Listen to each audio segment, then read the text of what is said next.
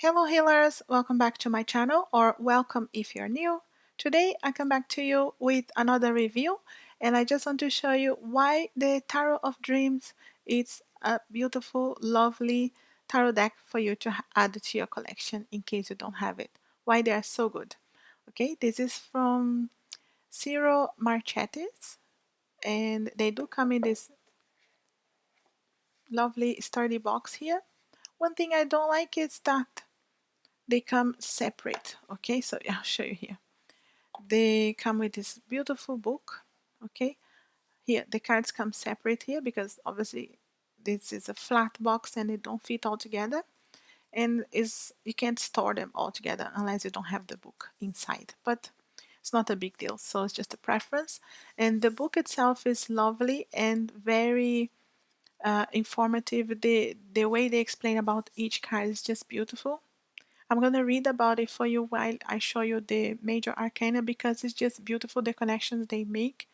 And the cards have a really beautiful feel. They are lovely and a bit shiny, but not too much. They're not very thin, but they're so easy to shuffle. They are a delight, really.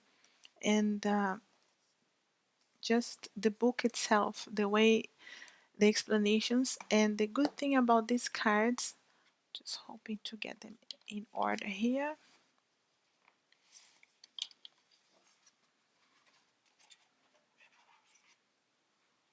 So you can see here on the box as well. Just trying to make sure I put them in order. Okay, you can see here the back is just beautiful, right? You can see here, and the quality is really here, right? So they know it has been beautiful quality here on the book itself and on the cards. And the good thing about these cards here, I flip to the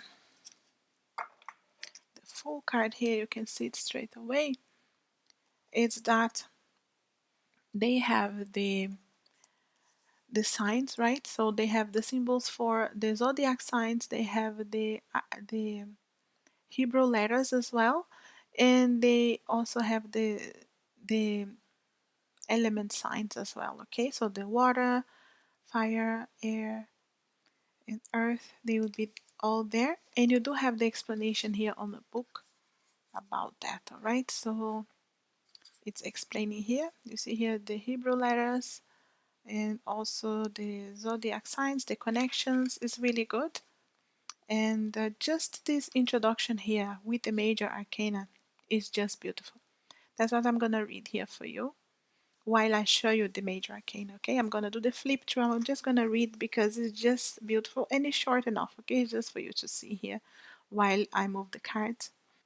The Zero, the Fool, is all protagonist. With complete faith in himself and the world around him, he clothes himself in bright satin and prepares to embark on this journey. He is the very picture of foolish optimism. He is us. In 1 and 2, the magician and priestess. The fool meets his inner guides, and the magician represents that part of him that looks out for the opportunities to learn and to navigate the world to his advantage. The priestess is his intuitive sense, that inner voice which we must quiet ourselves to hear. Without these two, the fool would be incapable of proceeding on the voyage. Empress and Emperor are the fool's archetypal parents. While the magician and the priestess tell the fool about himself and his abilities, the empress and emperor teach him about the world and ways of perceiving it. The empress shows the fool how the world can be seen as a never-ending bounty of life and love, and the emperor shows him the world as a blank slate ready to have order laid upon it. Faith, called the Pope or Hierophant in other decks, And 6. The lovers demonstrate different ways of relating. In faith, the fool begins developing a sense of meaning, which enables him to locate, to place his own and others' action into context. In the lovers, he begins learning to relate to others on a one-to-one basis. The chariot shows the fool in his adolescence, confident in his power as he ventures forth into the world. In the next 6 cards, the fool encounters and learns from various challenges that life throws at him. Strength. In the strength, the fool begins to be aware of an inner reserve of strength and self preservation, which he can draw upon in times of need. In later cards, he will encounter the darker side of his energy. In Hermit, the fool finds that his childish needs for companionship and approval gives way to a need for solitude, the time and space required for inner development, rather than the outer adventuring show in the chariot. In the wheel gives our fool a vision of the world as a machine and himself as a small cog in the wheel. Justice reminds him that in the face of the determinism revealed by the will, there must be absolutes of right and wrong if life is to have meaning. Time times turn rough for the fool in the next 2 cards, and Hanging Man, the fool encounters delays, obstructions, and the necessity for patience and self-sacrifice. In death, the sacrifice increases as the fool finds himself forced to surrender old self images and to adapt to changing circumstances. In this troubled state, Temperance appears like an angel, showing the fool how to accomplish the necessary adaptation. In the next 2 cards, it's out of the frying pan and into the fire. In the devil, the fool must face his shadow self, a greedy and insatiable taskmaster who will imprison the fool in his desires if allowed to.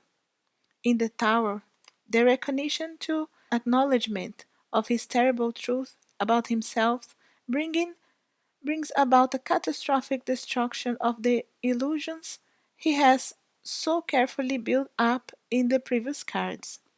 In the fool's darkest hour, the star appears, soothing his pain and fear with the cooling waters of grace and hope. The moon shows a landscape that is disturbing and frightening, but which ultimately embodies the creative potential the fool will need in order to become self aware. The sun, the new self awareness shines forth. In judgment, the fool uses his self awareness to open his eyes to a new, brilliant perception of the universe he inhabits. Finally, in the world, the fool has come full circle. He is now fully aware of how naive he was at the start of his voyage, yet how necessary that naivety had been in order to start him on his way. He now acknowledges his place in the universe, his existence as a part of a larger pattern. Soon he will be ready to embark on another voyage, and the sequence will begin anew. I think this is just lovely, the way they put these connections here with the major arcana, right? And I just wanted to show you the cards by reading that because I found it was really lovely and the connection was beautiful. And we do move into the minor arcana. I'm gonna be faster and just showing you them, but they are beautiful. These cups are just lovely. And now they come with the signs, all right? So the cups show for the water signs, and also you can see here the connection again with the the zodiac signs as well. Okay, I'm gonna be going a bit faster through them, but you can always look here in the corner, and that is really good connection. It's really beginner friendly as well. If you just wanted to start and making the connections between them, they are really lovely, and they are beautiful. The cups itself, the cup that they use is just beautiful, right? You can see here. So we have the pages, the knights, the beautiful queen and king, and we do have extra cards in this deck, which are the palace cards and even another extra card at the end. So we have a palace for each of the cups, and they explain in the book why that. Okay, it wasn't created for the deck specific and then added on later on, and it's a beautiful connection here. So in the meaning of them, you can use or not them, if you don't want. But the Ace of Wands, the wands are just beautiful. The way he created each suit is just lovely. You can see here they are this beautiful shine here. It's just stunning. And let's see here the four, and it's like it's closer, right? So it's like the images are a bit closer to the person, to the situation. So it's really easy to read and understand. So it's like it's zoomed in from the. It does follow the right way, and it's easy if you follow that to understand. But it's like it's a zoom in right away with this beautiful twist and lovely take on it.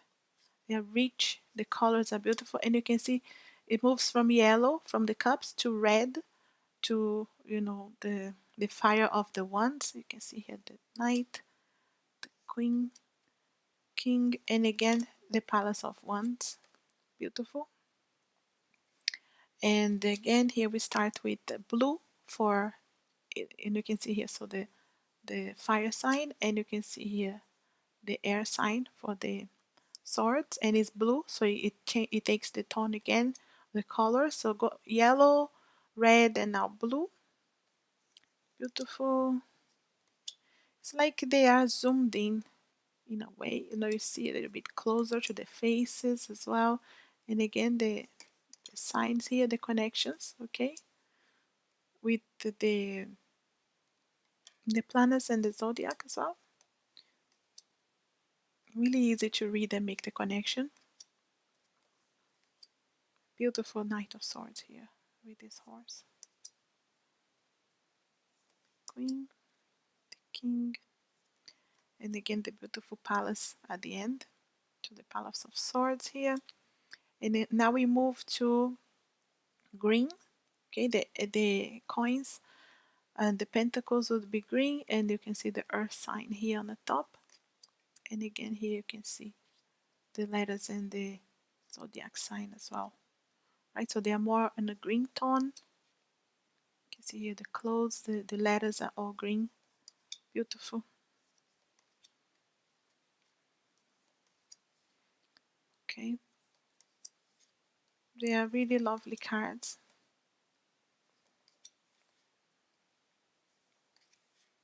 Beautiful here, the Ten of Coins. The path, the open door. Page, knight, beautiful queen, king. We have the palace of coins, lovely here. And this is another extra card here, the tree of life. Okay, so the meanings and the connections and the symbols are really rich here, and really interesting and easy to read. They are a little bit bigger, okay, the normal side. I have another one here to compare. So this is like would be a normal Rider-Waite sign. This is the crystal vision. But you can see here, so they are, much bigger, both sides. But in any case, they are quite easy to shuffle because they have this very easy here. You see how they slide, really. They are beautiful, beautiful. So it's really easy, even though they're a bit bigger. But you can see here, so we have 5 extra cards. So this is an 83 cards deck. Really rich, really the symbols are endless, and it's one that if you don't have, you really should add on, because not just beautiful stunning colors, but also the endless meanings and the symbols and connections, making it so easy to learn as well if you're beginner. And you can see here the beautiful colors, so how they go from the major to the minors, and you see here the colors, right? So you can see here how they go from the major to the yellow here. Okay, cups, red for the wands, blue for the swords, and green for the pentacles, the coins.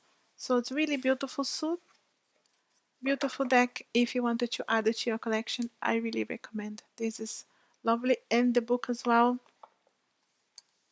Beautiful book as well. The material is good, so they are like good quality, and the information is just beautiful. Okay, so that is just an example I wanted to give you with the beginning with the major arcana, because it was beautiful, and that's the kind of thing you can expect with each card when they give the details of each one. So I hope this helped you out in case you are looking into getting them for yourself, and I leave the link below if you want to have it, and they're not expensive at all. Definitely one that I recommend, and it's worth it to have it. Okay, beautiful cards. So I hope it helped you in some way, and if you enjoyed this kind of video, I'll make sure to add more to the channel and review some of the other ones I have, okay? So I hope you have a lovely, blessed, and healing day. Thanks for watching.